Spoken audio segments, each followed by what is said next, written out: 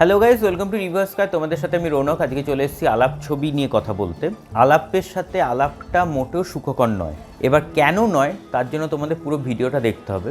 প্রথমত দেখো যে যদি কনসেপ্ট ওয়াইজ বলি তাহলে আবির চ্যাটার্জি এবং মিমি চক্রবর্তী, যারা বেসিক্যালি হচ্ছে পাবলো মজুমদার এবং অদিতি মিত্র রোলটা প্লে করেছে, মানে এএম এবং পিএমের যে গল্প, তারা আইটি সেক্টরে জব করে, একই ফ্ল্যাট রেন্টে নিয়ে তারা থাকে।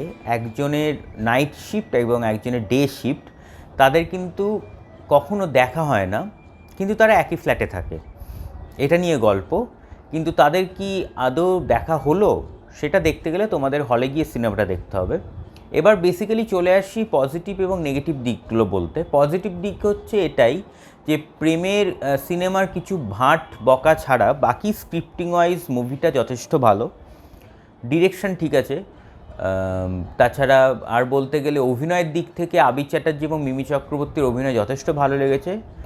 নেগেটিভ দিকগুলোর মধ্যে রয়েছে যেটা, যে ফার্স্ট হাফের থেকেও যেন সেকেন্ড হাফটা অনেকটা বেশি লেন্দি হয়ে গেছে। এতটা লেন্থ না বাড়লেও চলতো। দ্বিতীয়ত হচ্ছে স্বস্তিকা দত্তের অভিনয়, সেটা যেন একটু ডাউন গেছে। মানে তিনজনা রয়েছে আর কি, আবির, মিমি এবং তার সাথে স্বস্তিকা দত্ত, তিনজনার। সো স্বস্তিকা দত্তর অভিনয়টা যেন একটু ডাউন গেছে, সেটা খুব একটা ভালো লাগেনি।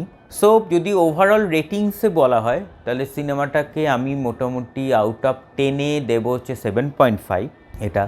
সো এই ছিল হচ্ছে আজকে রিভিউটা ভালো লাগলে অবশ্যই লাইক করবে, শেয়ার করবে এবং চ্যানেলটাকে সাবস্ক্রাইব করে দিও। ভালো থাকবেন, সুস্থ থাকবেন এবং সিনেমা দেখবেন আমাদের চোখ দিয়ে। Thank you.